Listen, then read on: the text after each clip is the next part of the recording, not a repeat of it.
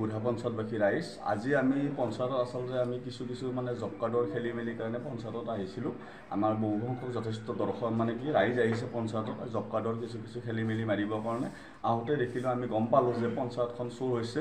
ইয়াৰ আগতেও পঞ্চায়তখন প্ৰায় আজি 6 মাহ 7 মাহমান আগত আমাৰ বুঢ়া পঞ্চায়তৰ এই পঞ্চায়তত মানে তালা ভাঙি ইনভাৰ্টাৰ লেপটপ এনেকুৱা সামগ্ৰী লৈ গৈছে। আমি প্ৰশাসনক এজাহাৰ দিছিল আগৰ সচিবজনে, এতিয়া বৰ্তমান সচিবজনে জইন কৰিছে, তেওঁ চাৰ্জ পোৱা নাই। গতিকে আমাৰ নতুন সভানেত্ৰী হৈছে, তেওঁৰ কাৰ্যকালত চোৰ হোৱা নাছিল। এই আমাৰ সৰজু বাইদেউৰ এই প্ৰথম কাৰ্যকালতে প্ৰথম চুৰি ঘটনাটো ঘটিল। আৰু আচলতে বহুত দুৰ্ভাগ্যজনক, আমাৰ অঞ্চলত স্কুলবিলাকো চোৰ হৈ আছে।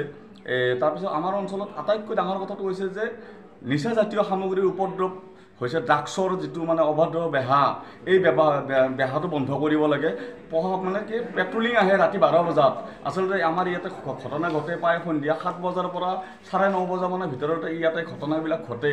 এই অঞ্চলত খাই লৈ পেলাই ল'ৰা ছোৱালীবিলাক নানান ধৰণৰ ড্ৰাগছৰ আসক্ত হৈছে। পশ্চিম দৰঙত যুৱ প্ৰজন্ম সঠিকভাৱে বেয়াৰ ফালে ঢাল খাইছে। আমি প্ৰশাসনক অনুৰোধ, ইয়াৰ আগতে এজাহাৰ দিছিলোঁ, এজাহাৰে হৈ থাকিল, কোনো অপৰাধী কৰায়ত্ব কৰিব পৰা নাই। আমি ৰাইজে এটাই বিনম্ৰ দাবী জনাইছোঁ যে পশ্চিম দৰঙৰ অপৰাধ নিৰ্মূল কৰিব সক্ষম হ'বনে বুঢ়া আৰক্ষী চকী, সেইটোহে আমাৰ প্ৰশ্ন হৈছে। আমি বুঢ়া আৰক্ষী চকীক অনুৰোধ কৰিছোঁ, আপোনালোকে তৎকালীনভাৱে দোষীক উচিত শাস্তি প্ৰদান কৰিব লাগে। আমি ৰাইজৰ পৰা বৃহৎ দাবী জনাইছোঁ।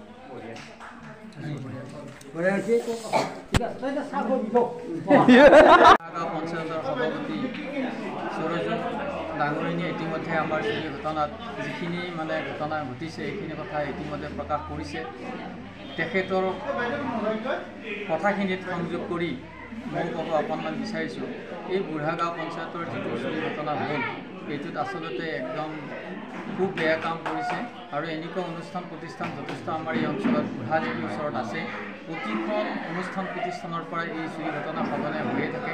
আজি তাৰিখলৈকে আমি ৰাইজে বা আমাৰ বুঢ়া আৰক্ষী চকীৰ ফালৰ পৰাও প্ৰশাসনৰ ফালৰ পৰাও মানে তেখেতসকলে এই চুৰি ঘটনাৰ ক্ষেত্ৰত কাকো আজিলৈকে প্ৰয়ত্ন কৰিব পৰা নাই। সেইকাৰণে আমাৰ এই অনুষ্ঠানৰ পৰা যিমানখিনি আমাৰ চুৰি ঘটনা হৈ থাকে সেইবিলাকৰ পৰা আমাৰ যথেষ্ট ৰাইজৰ ফালৰ পৰা বহুত অসুবিধাৰ সন্মুখীন হৈছে। আৰু যিবিলাক কলেজ মানে হাইস্কুল আছে সেই অনুষ্ঠানৰ পৰা মানে লেপটপ এইবিলাক মানে যথেষ্ট আমাৰ আগতে লৈ গৈছিল। তাৰ পৰা আমাৰ যথেষ্ট ল'ৰা ছোৱালী এই শিক্ষা মানে কম্পিউটাৰৰ ফালৰ পৰা যথেষ্ট মানে অসুবিধাৰ সন্মুখীন হৈছে। এতিয়া আমাৰ নিৰাপত্তা নাই।